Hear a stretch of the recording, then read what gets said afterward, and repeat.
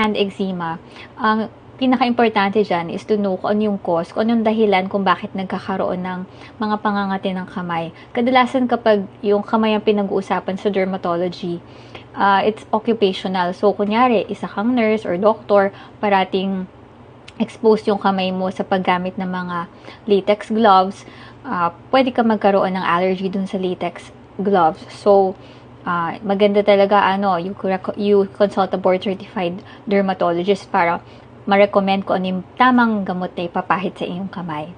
Next is occupational siya kasi kunyari construction worker, so parati naman semento yung exposed yung iyong kamay. So again, you have to protect your hands, you wear protective gloves, yung cotton gloves, and then yung mas makapal na mga work gloves para protected yung skin mo from the cement.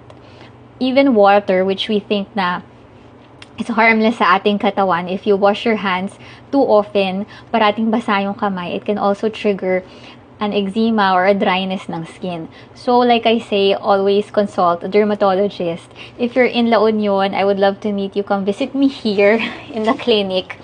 I'm here every day from Monday to Saturday dito sa clinic ko.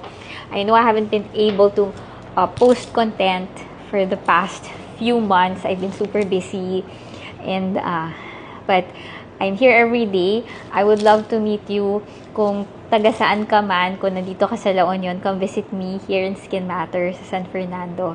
If you like this content, hit the like button. If you have any questions, please comment below.